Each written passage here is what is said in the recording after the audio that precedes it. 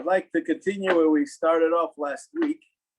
I'm sorry, we ended off last week, and share with you a piece of the Aruch HaShulchan of the Kaf HaChaim. We had this cryptic halacha, which is quite obvious, and that's why it's problematic. Person is not allowed to. A person is not allowed to also lachos Sefer Torah Orem. You're not allowed to hold the Sefer Torah when you're not using some kind of intermediate device between. And if you do, then you're very Orem in a mitzvah. Someone says, no, you're Orem from that mitzvah, which we mentioned last week that we're going to discuss it a little bit this week. What does it mean? So I'm going to share with you, if you want to. There's a whole bunch of them. You go into that room.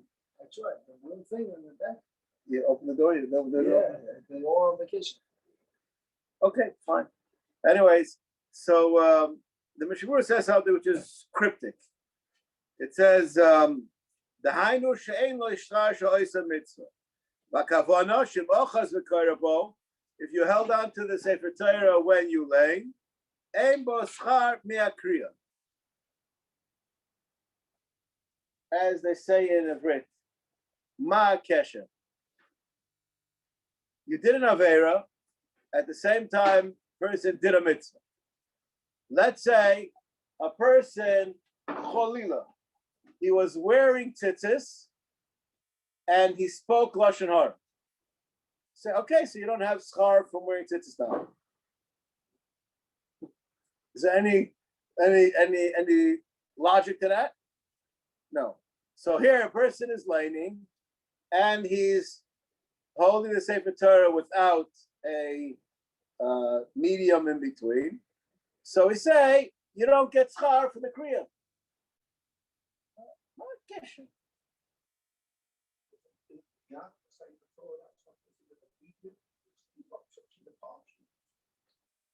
I'm willing to answer your question, but I don't know what I'm asking. I'm asking you a question. A person wearing tzitzis and he says lashon hara. There's no reason why he shouldn't get schar for wearing tzitzis, right? Let's say a person is holding the Sefer Torah, and at the same time he's holding the Sefer Torah, he's wearing tefillin. Would you say that he shouldn't get schar for his tefillin? No. So why should we say that the person who's holding the Sefer Torah and he's laning doesn't get schar for laning? Why should we say such a thing? Louder. Clearly, it seems to be part of the laning. How in the world can it be part of the laning? What's a prerequisite?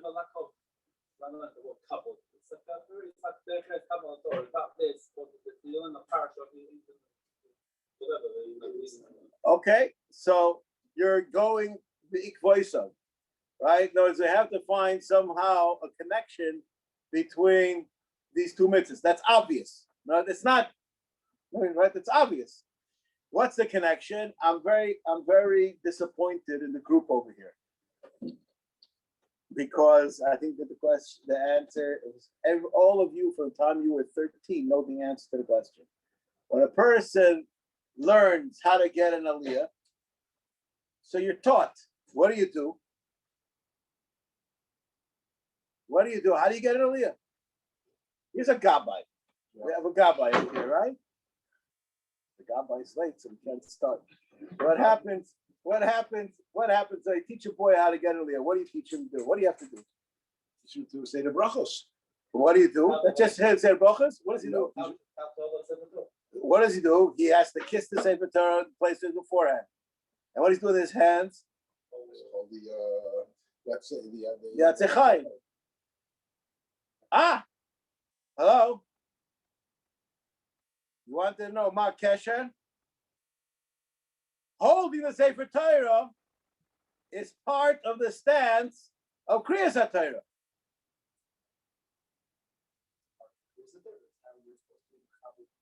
That's why you didn't write the Mishnah Berurah.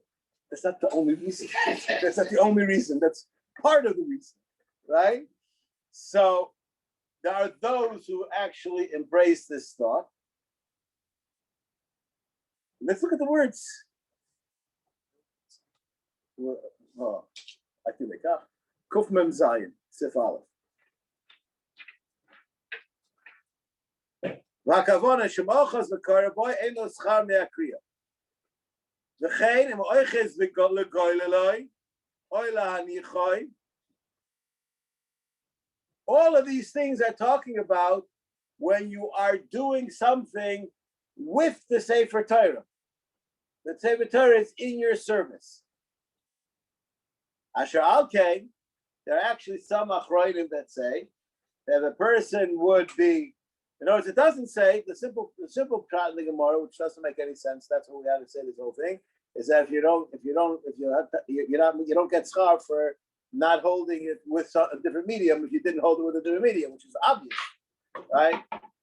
So we had to invent this idea that you don't get schar for the mitzvah you're doing simultaneous together with the Savera, which we asked on that, what are two simultaneous mitzvah Averas are doing on the other?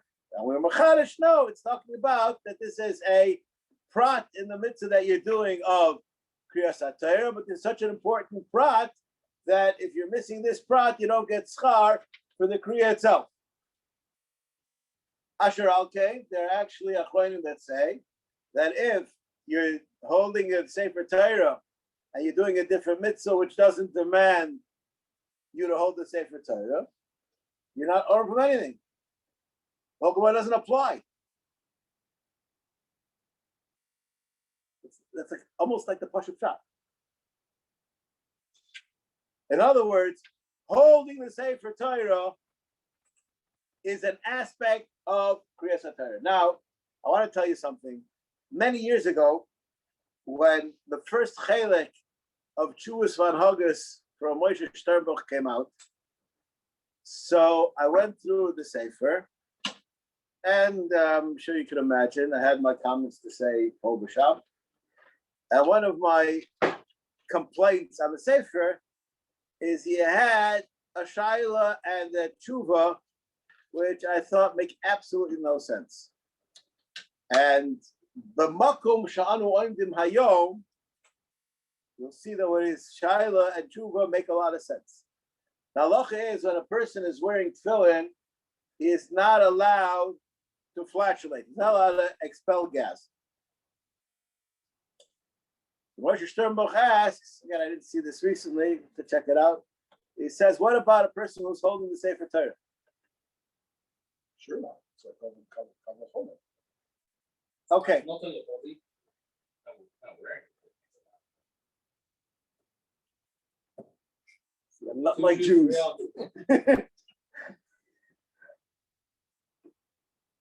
I would like to bring to the forefront the Machlekes, the Beis Halevi, and Chacham Ben Tzina B'Shol. The Machlekes is you have a guy who's wearing tefillin and the guy who's holding a sefer, and they both have to go into a room.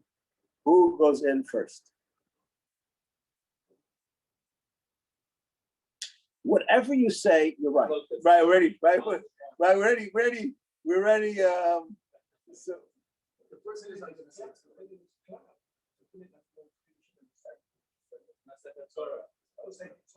no, I didn't say sefer Torah. Yeah, doesn't make a difference. It'll be the same thing. Yeah, it doesn't make a difference. We will see the Machlekes. You will understand it too.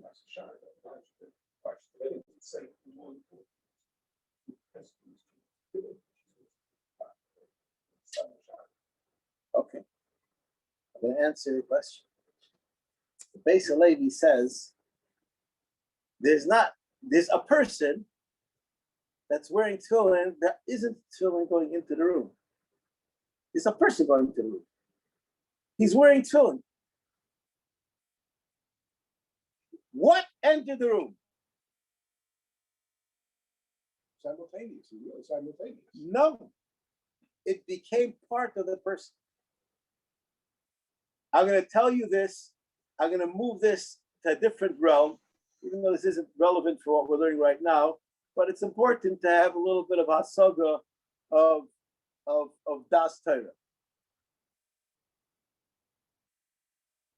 A person who knows Kol HaTorah Kula and can be nice and Kol HaTorah Kula, and they are not obligated in Limud HaTorah. Are we obligated to stand up for them or not? Yes. There's a case. There's a case. The Minchas Chinuch has such a case. The what? Whatever the person has, the person has such a case. Irrelevant what the case is. That so the Minchas Chinuch says you don't have to stand up. You know why? Because when you stand up for a person that has imbued himself with Torah, you're standing up for a person where the person is a better person. You're not standing up for an encyclopedia. You know, take a second. Before you get annoyed, I want you to think before you speak with this following question. If I have a computer that has Kol HaTorah Kula in it, do I have Now, what were you about to say? The person is just a computer with information. No, he represents the Torah. So what are you standing up for? He's standing for Torah. I was in America a month ago. Yeah. I was in America a month ago, and my nephew shows me, look what my father bought me for a present. He takes out of the Svarim Shine, it looks like a Gemara, and I open it up, and it's a Schottenstein Shas on a tablet. So, Right. you know there's such a thing? Yeah, sure. Okay, I didn't know there was such a thing. Oh, yeah. What? Sorry, what you said. No. That's so different. So different than a person. Show me the Torah in the person. Exactly. Oh, so you stay over the person or the Torah? So you're standing up for the person that is a better person because of the Torah that he learned. Who are you standing up for? The person. No. So according to that, I'm going to say it in English. then I'm going to say it in English that you understand. That person represents Torah. What are you standing up for? The person that represents Torah. No, the person, the Torah is being used to walk in sacred Torah. I want to tell you something. This is what the reason why I'm saying this is because Emir Hashem, in the next 3 minutes, you people are going to say to yourself, I can't believe I ever thought otherwise. Okay, so the halacha is that when a baby comes in by a bris, you say Baruch haba, and everybody stands up. Who are you standing up for? Nope. You mystical fellow. Yeah, no. where is he?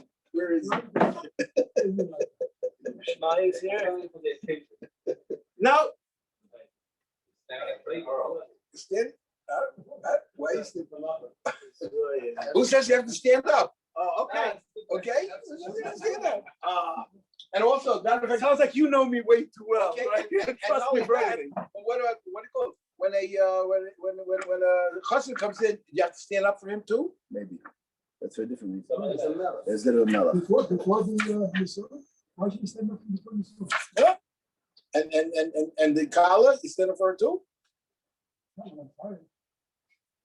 According to my Rav, He's not in this notion. according to my Rav, he says you should stand up for when the grandparents come in. Because they're over. That's what you should stand up for. That's what they say, but it's a different. But nothing to do with the chasna. Right? You stand up with grandparents, that's true. But it doesn't do with the chasna. That's grandparents are usually of age to stand up for that.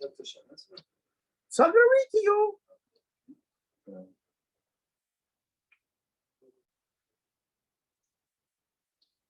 Where is it?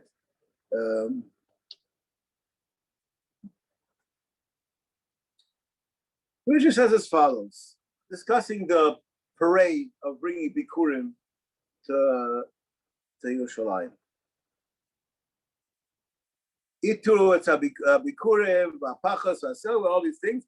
V'chol bali umnes shem Yerushalayim oimdim b'fneihem, in front of the people who are bringing the Bikurim. V'shalom b'shlayim v'achenu anshe hamakom poili b'asam v'shalom. Says the Rav, v'av agav dein balus chayom la'amod b'nei talmidei chacham b'shosh roiskim b'malachtom. They don't understand that for a Talmud Chacham, they're working, they're potter. Mikol makom hayu chayavim la'amod b'pnei mevi'a Bikurim. Dechaviva mitzvah b'shaita. Umitam ze oimdim mipnei noise hamita shameis boy. Umipnei noise atinoik lebris mila. Who are you standing up for? The person carrying the baby. What's it? Person carrying the baby? Well, read it again. No. Mipnei noise tinok lebris mila. You're standing up with a person carrying. You're not standing up for bikurim. You stand up for fruit. No, for the mitzvah. Maybe it's good fruit. You stand up for it. Yeah, but Right. because the person is involved in the mitzvah. So you're standing up for the person. But who is involved in the mitzvah? What? Yeah, what is he doing? Don't say amazing. Don't say amazing. They're doing mitzvah. I want to know something. I accept all questions, but just because they're questions, it doesn't move from the fact that it says here. In halacha, it's a discussion whether the kvater has a din like a sandik. Yeah, there's a whole discussion about that. Al-Yerabah,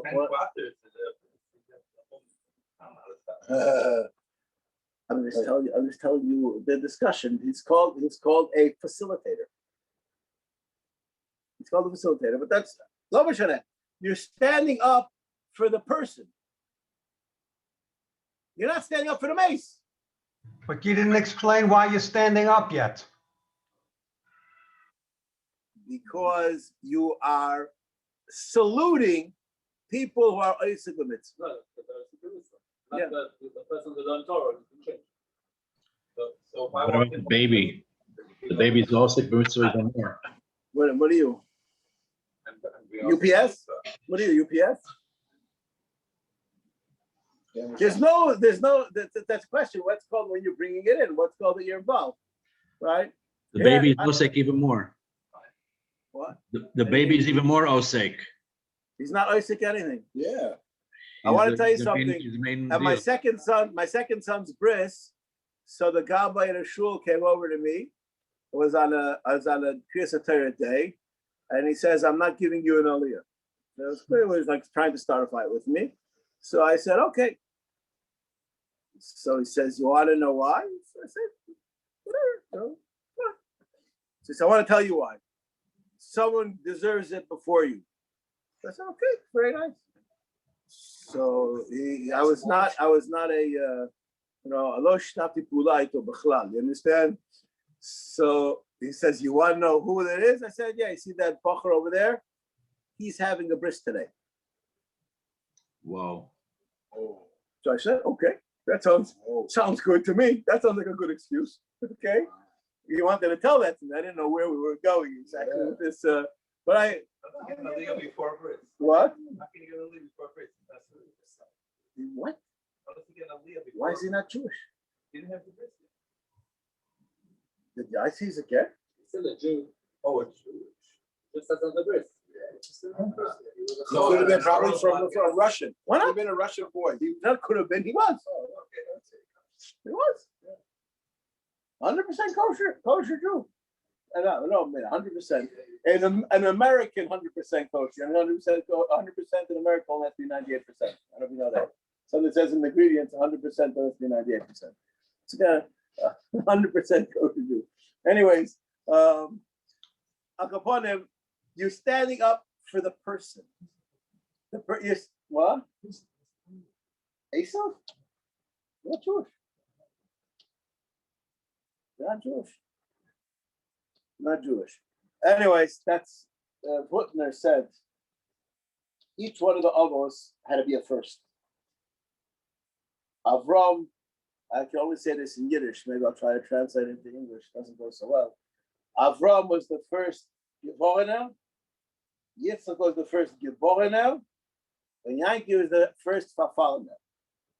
I mean, Avram was the first one who converted. Geborena, I don't know how you say that in English exactly, but he was the first one who became Jewish. Yitzchak was the first one who was born Jewish. And Yaakov was the first one who can't get out of it. Only from Yaakov is Afal Pishachot Yisrael.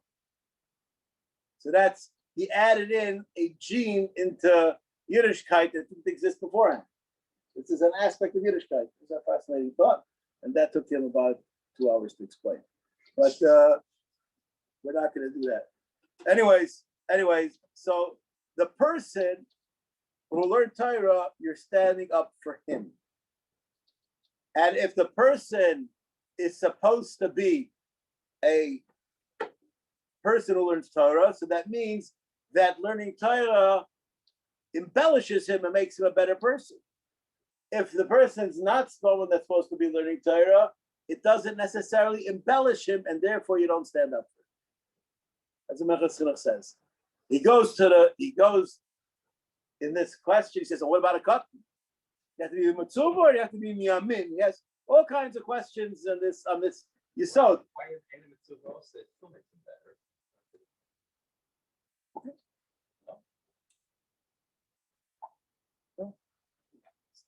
No, I don't. You make a hanocha and then you ask a question.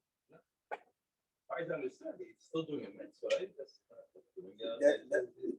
So there are certain things that are bodybuilders, and certain things are not bodybuilders. Different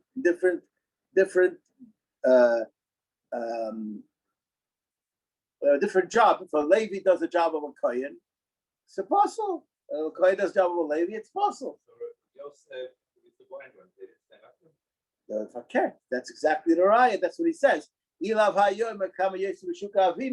Because a person who was a Talmud Chacham, even if you got all of his learning, the person is still a better person because he became a better person.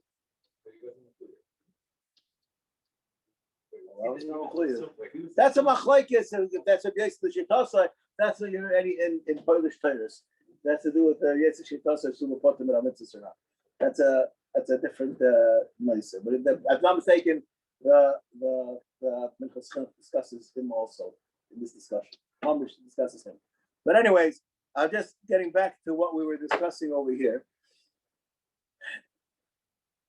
A mitzvah has a tzura, and the person who does the mitzvah has a tzura, and it all goes together. The Beis HaLevi said that the person's wearing tefillin, that becomes part of the person. We don't see it as two entities walking into the room. And his raya, you can't beat a brisker. He says, if the room is tameh, do the tefillin become tameh when he sticks his hand in, or the tefillin have to come in? He has the whole raya from Hilchos Tumah Taira that we see that the tefillin are buckled for the person. And what? They're holding it. So it's a success. So he says, because no, it's a base on this subject. I'm just saying that it's not a question which is chashuv tefillin or a sefer. Tefillin didn't come into the room. A person came into the room.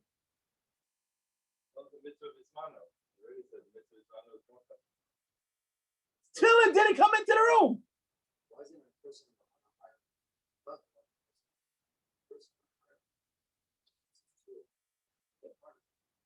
No, it doesn't say that person. What about one person wearing tzitzis and another person not wearing tzitzis? I don't know. It doesn't say that. You stand up for the person. Because the person is doing a mitzvah doesn't make a person at a higher level. To be a higher level, you have to be a Talmud Chacham. The person has to be not the asiyas mitzvah. Here you're standing up in the case of Bikurim, you're standing up for the chaviva mitzvah shaita that the person is doing the mitzvah, not because the person is a chashuv person. It's not chaviva mitzvah shaita. It's a special inyan that when a person. Yeah, 1 second. You know what? This is not really. I want it. That's not me who says it. This is the Rav who says it. Everybody discusses this, Rav, because there's such a thing as chaviva mitzvah shaita, and it's not said on everything. Just to just to put it in perspective, Chavmis Mitzvah Shaita, I'm going to tell you a word that's going to be Machayev you, that you should have better Lulav and Esrig Toshin Pei Beis. Okay? Some Sefer asks, why is it that the minig in Klal Yisrael is that Dalit Minim people go all out and buy very nice stuff? Why is that? It's unusual the amount of effort that's spent on Dalit Minim. So the Chassam Sefer says that we're after Yom Kippur, and we have have an resurgence of our alliance and our diligence to Kila mitzvahs. So the first mitzvah, Shabbat Mizman Lizman, that comes, we go all out. That this should be symbolic of how we want to be Mekayim all mitzvahs. That's why that's the makor and the minig of why we go all out. So now, parents, you want to know, what about the first Kriya Shema after Yom Kippur? What happened to him? Right? So what? The answer is, he says that he answered it. That's the mitzvah shabbat mizman lezman. Things which aren't ba mizman lezman, we don't consider it shaita. You don't say chaviv mitzvah shaita on something which you have all the time. It's not a shaita. It's with you all the time. What? Kriya Shema is also zman groma. Even though it's man groma, it doesn't mean that it's It's a shaita means that it has, like we see it as a miyuah dikatan. And for this, you saw you can do the Rambam Hilchos Brachos Perek Yud, which brachos you say Shachianu when you have them come these mandas on. All right. Anyways, I didn't really want to go so far afield. There's no. So that's I tell you, there's no Indian by certain mitzvahs. There's a fascinating question. I'll answer your question. Not all mitzvahs have a pre-mitzvah aspect. Bikurim, there's a mitzvah of Havas Bikurim. Havas Bikurim doesn't start from inside the Chotzer of the Beis Hamikdash. Havas Bikurim is a process that being Mevi it is part of the mitzvah. The Voyas HaMeis, bringing the mace to Kfura, that's I don't know what you call it. Mitzvah Levoyas HaMeis. I don't know what you call that, right? So where does it start from? It starts from wherever you already have your target that you're going to bring him to be buried. And Mila also, there's a thing of bringing it to Mila. There's no mitzvah, there's no process of getting a little of an essence.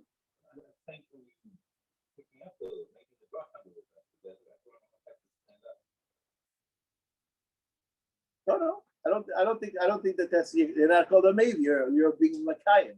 This is what it says, that a person who's being a maybe, that he's being a oisik b'mitzvah. That's an oisik b'mitzvah kind of thing in the pre. That's what it seems to be. All right. Anyways, I didn't really want to go. It wasn't supposed to be an Eon shir on this small prop. I'll go upon him. There are those achrayim who say that it's only by a mitzvah that the achiza and the mitzvah have some kind of correlation. Otherwise, you just were over an avera of not holding the Sefer Torah Orim. That's one yisoid I want to say. There are other achrayim who have a fantastic shot, and they say they're reading more backwards, and they say a person or Sefer Torah means the person is unclothed, and that's a bizoyin for the mitzvah, and that's why you're not yet. So let's mention those two pshatim. Anyways, but the bottom line is, you take a look. All of the cases that the Mishnah brings, he brings mitzvahs that you're doing with the Sefer Torah, that you're interacting with it. You're doing Hagri, doing Glila, you're involved. Now, what's the nafkamina in this halacha l'maisa? I believe the nafkamina in this is, this happens many times. Now, we don't pass like the shita, but it happens many times. Many times, they're going to the Sefer Torah. When you go to the Sefer Torah, so it looks to the novice who's not a gabbai like it's a simple thing to be go to Sefer Torah. It's not a simple thing to be go to Sefer Torah. because it goes out of whack and you get too much on one side. It's not it isn't as easy as it looks. That's the bottom line. It's usually the people who do it, they know what they're doing, but it's not easy. And many times you have to pull the urea to align it to get into the right spot. At that time, is there halacha about holding it? You came here to hear things that you thought you knew, right? Right? There's always something different, right? So is that included in this or not? Yeah. What? Why? Well, which one we should do? I was going to ask, what's the problem with holding a separate with your hands? What's the actual problem? A lack of cover. We're going to see if we ever move today. We're going to see that there's a question about if you wash your hands, if you didn't wash your hands. We're going to see that there's special halacha. Oh yeah, so let's see what it says over here. We're going to get to that question later. What question? So let's read the Mishnah. We'll leave it with a question mark. V'cheinim oichzoi legoy leloi oy lahagiyah v'afil legiyah b'yam de sefer Torah aruma osur. Did he say that it's included in the Isser, in the Arum Ba'isa Mitzvah? He just says it's usher then. What? It's not clear. It's not clear. There's a machlokes achronim on this issue. Definitely disrespect. Yeah, no, that's true. But there's a function over here that the reason why you're kara for Arum is because you're supposed to be doing a mitzvah holding it, and you're not holding it properly. But over here, if there's you're not doing a mitzvah in what you're doing, so then there's nothing no place to put a knas on you. We don't you escape by the skin of your teeth. That's all. There's even a smart, you're trying to help the Sefer Torah. You're trying to move it along You to know, the right way. I don't want to. I'm just going to be dramatic, and I'm going to insult you. Okay, You must come from Beit Shemesh. let's hear it. Yeah. Said you must come. Do you understand the insult? Not yet. What? The story of the Haftarah of Parashas Shmini is when the Oren was in Beit Shemesh and it slipped, and the guy from Beit Shemesh, he thought he was going to help the Sefer Torah out, right? Sefer Torah doesn't need any of your help. What? I want to tell you something. I'm going to argue this. I want to tell you a personal story that happened to me. Recently, I was asked a halachic question. I'll tell you why I thought of this. Recently, I was asked a halachic question in public about people who were in schools over here that the Holiness School wanted them to take corona shots, and their parents didn't want them to take corona shots. And the question I was asked, Barabim, is what do I do? Do I listen to the Anhala or do I listen to my parents? This is a question I was asked. What? What's the answer? It's not in all cases. You have to look at the chuvas. You only saw the Ramon. You didn't see the Bosni. You didn't see the other place. And when you say that chuvas Hadesh. And anyways, this is a question I was asked. So I was asked this Barabim. And this is a question which I think has to be answered in person. But I said as follows. I want to share with you the following story. When I learned to be a shochet, so the first time I shechted a male chicken, which is much stronger than a female chicken, until I got everything in position and everything, you have to hold his head and do this and that. I was about to shecht him, and the chicken kicked my hand, and I cut myself across the face, a very deep cut. I got married since then. It's fine. Anyways, and I came home a mess, and not a mess. I came home. I came home, and my mother, all of a sudden, took a look at me, and she said, "There's no way you're going back there. This is way too dangerous. No work for a Jewish boy like you. You know more of this." And I realized that this is not over. The story is not over, and I'll find some support with my father, And she said, wait till your father comes home and we're going to convene on this and you're not going back. So I wait till my father comes home. My father comes home, he comes home, and my mother points an accusing finger at me and says, look what happened to him. And my mother says, Baruch Hashem. Nothing like loving parents. So my mother was a little bit surprised at that response. And my father said, that knife is a very sharp knife, and you have to have derech eretz for it. Chalila, something serious could happen. You learn your lesson. Now I can go to sleep, Ragua, that it won't happen again. Baruch Hashem, there's no reason you can't go back to work. That was a encounter. So I asked the group that I was, asked this question to Barabim. I said, so who loves me more, my mother or my father? What? So I said, what? What's the answer? There is no answer. So I said, they both love me the same, right? But my mother is coming from a point of emotion, and my father's coming from a point of seichel. The school is coming from a point of seichel, and your parents come from a point of emotion. First thing you have to realize is there is no real clash about what's better for you. That's the first thing you have to do. Then I discussed the issue a little bit, but just sharing that with you. Now, why am I telling you this story? About 2 weeks later, I was shechting and my sockin fell. And I stopped. I stopped. I almost did the reflex of trying to grab it, but because right? Because of what I learned, I avoided. So my father says, someone's right. I learned my lesson.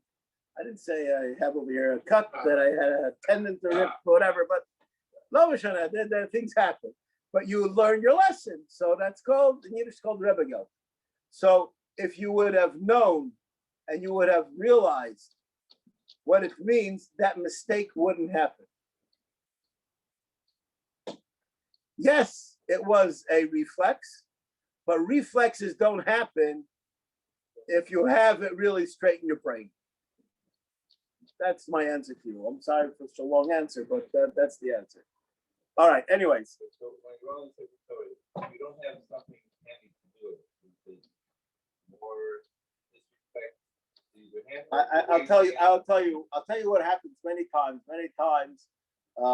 Doesn't usually happen here because I'm not standing on the bima. But many times we use this negative expression, these wise guys who make hakba to see if they could spread it from lachish to nachshon, right? And then when they close it up, so then the areas fall all the way down, and what happens is that it gets bent, and you could really damage the Sefer Torah in that flux. And I feel many times if you don't straighten it out at that time, so the Mishabura says clearly when there's a question that it may be Goyim Nezik, so then the halacha is suspended. Usually, when it happens, there is no recourse but to touch it with your hands, and then that's okay, as the Mishabura begrudgingly tells us. But sometimes you have time, and then there's a talis, you should take a talis. It's everybody's masking that it's also. The only question which we were discussing was the Aram Yosemitsu. We're discussing a very specific degree of Avera. All right, anyways. B'chol davke k'shein tzarech, av b'sheyesh tzarech l'tikun sefer Torah, l'litr ksas, l'davik v'devek, v'matus v'chadayma, hechad lo efsher r'shai. U'mikom makom, tov sheyito yorem tchila, avo k'shein tzarech, afil dinas yadayim, yesh lahachmer k'mo she'zaramo. If there's no tzarech, the dinas yadayim doesn't help, you're not supposed to touch the sefer Torah with your hands. The sefer Torah oram, and loya they beg it amas. Okay, the eshe golim sefer Torah koydem l'kriya or b'shas hadbo Shalafam nishachim yiriyas sefer Torah.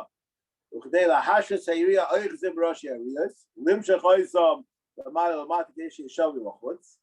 Azay tzarich lizor shelo yechaz yiriyas miyad aruma. You should be careful to do it without touching it. However, the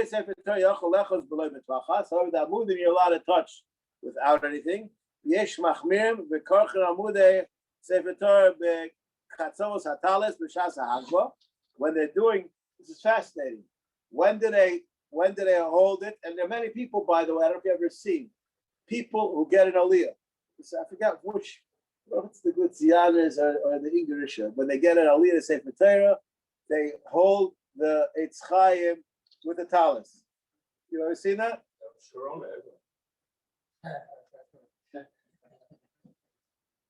Why the Mishnah didn't speak about that? But no, it's the reason why nobody, and other times do that. But when you have the mitzvah, the oich is the same Torah, so that's there's such a thing. Came.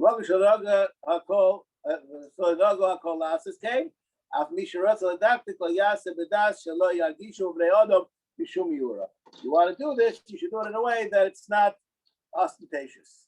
Okay. I'm going to stop over here. All right.